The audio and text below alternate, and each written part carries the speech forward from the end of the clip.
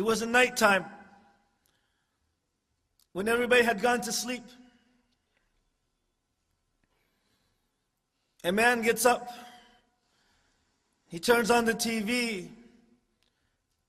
All of his family are deep asleep. And he watches something that's not appropriate. All of a sudden, a door opens and his daughter comes out. And she just barely learned how to talk. She looked at her father. Her father tried to rush to the TV and the remote to turn off. And she said, "Shame on you, Father. Shame on you." And then she went back into her room. And so that man, after turning off the TV, those words resonated in his head. "Shame on you, Father. Shame on you." And tears started coming down his eyes. And he stayed up until Fajr, crying. Then he went to the masjid and he prayed with the congregation, and he was crying so profusely.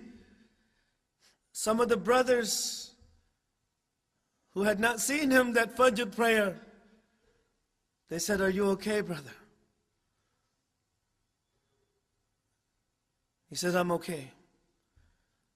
One of his close friends came to him. He says, "Are you okay?" And he is crying and he says, "For over 20 years, for 20 years, this was my first sujood for Allah subhanahu wa ta'ala. Because of his daughter.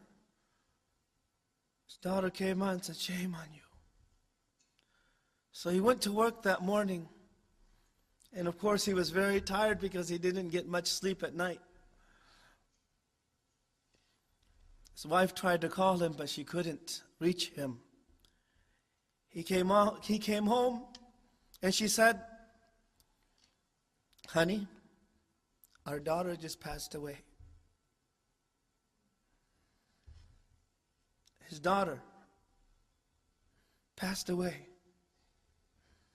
And those words again came, the last words that she heard were, "Shame on you, Father. Shame on you." The whole day, those were his last words. "Shame on you." So he went and he buried her. He put her in the grave. When he put her in, he smiled. And his friend looked at him and said, "Why are you smiling?" When he had been crying so much, and now he puts his daughter in the grave and he smiles. He says, "I buried my daughter, but she left a nur that will remain in my heart, inshaAllah, until the day of judgment." And from that time on, he became strong and he kept on going to the masjid. And he changed. Allah took away something from him. But because of those words from his daughter, he became good again. For 20 years, he didn't even prostrate to Allah subhanahu wa ta'ala. Shame on you. All of us, Allah subhanahu wa ta'ala has given us a lot of time to change, to improve ourselves. It's enough. We've been disobeying Allah subhanahu wa ta'ala for a very long time.